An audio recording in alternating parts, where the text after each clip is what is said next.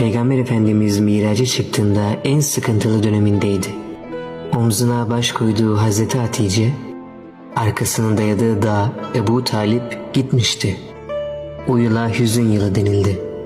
Çünkü sevgili Peygamberimiz kendini hiç bu kadar yalnız hissetmemişti. Ve işte tam o zamanda bir gece vaktinde Rabbinden bir mesaj geldi. Bu bir "ben senin yükünü görüyorum" çağrısıydı. Bir "yorulduğunu biliyorum" dokunuşuydu. Demek ki Miraç yükü olanlar içindi, kalbi kırık olanlar içindi, dayanağını kaybedenler, yalnız kalanlar içindi. Bazen insanın Ebu Talib'e gider, bazen insan Hatice'sini bulamaz.